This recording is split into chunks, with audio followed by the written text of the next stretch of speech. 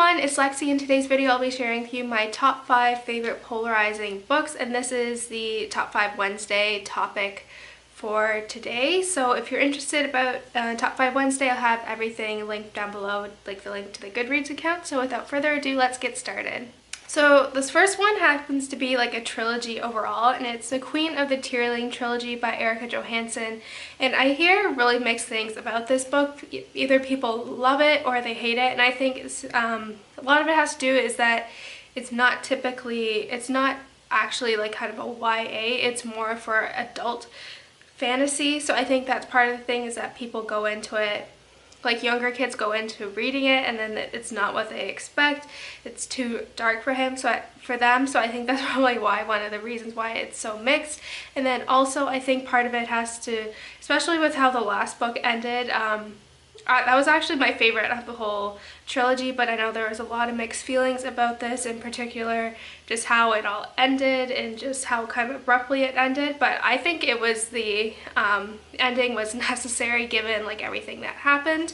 So I thought the ending was appropriate, but I know there's a lot of mixed things with this series overall, but for the most part I've enjoyed all of them.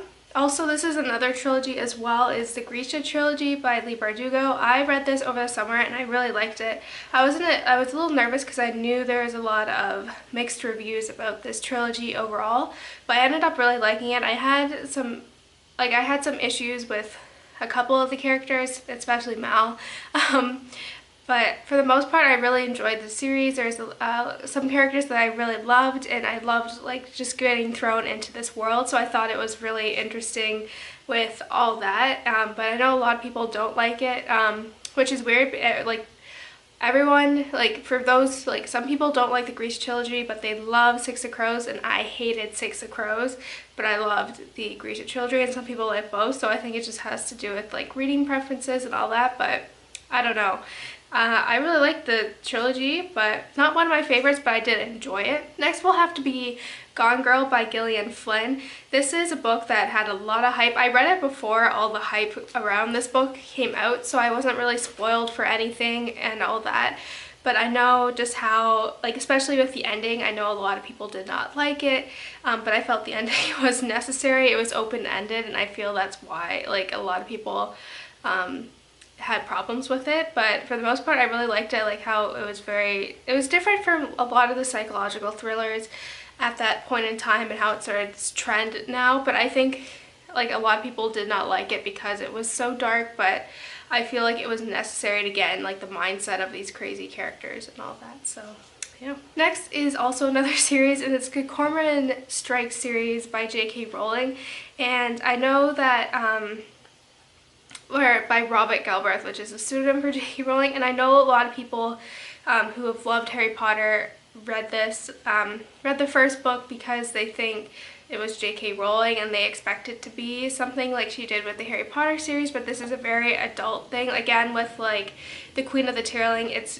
the intended audience is more adult, so therefore the material is more adult, and I think that's why a lot of people had problems with, especially on BookTube, because it's more YA centered. So I think like when they saw that J.K. Rowling was the author for this new detective series, they thought, oh, this will be something I will like, it'll be like Harry Potter, but it's not at all. It's very mature content, and it is pretty dark as well. So I think there's a lot of mixed things. The first two books were okay, but I love the third one, and it was like I could not stop thinking about it, and I know like that was a lot of people's favorites, but overall the series has kind of mixed feelings, but I really enjoy them, so yeah. And lastly, this last book is another Gillian Flynn one, and it is Dark Places. And yeah, I think like this was actually my favorite out of all the ones she has written so far.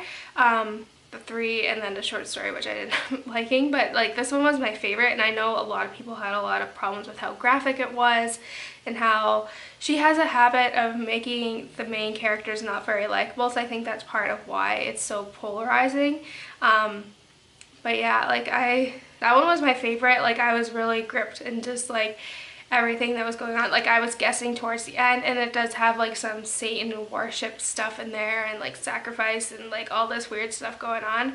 But I really enjoyed it, but I know a lot of people have mixed feelings about it because it's just so kind of out there and dark and all that stuff. So I feel like that's why a lot of people have problems with it. But for me, overall, I really enjoyed it. So that's it, guys. I hope you enjoyed my top 5 polarizing books. I think this is really interesting because I noticed like a trend that a lot of the books I talk about, there's been a lot of hype and people go into it thinking like it's a YA book. Like a YA book, but it's not. But yeah, I think it's really interesting. I always like I like being devil's advocate for some of these things. So yeah, so that's it, guys. Don't forget to give this video a thumbs up, and I will see you next time. Bye, guys.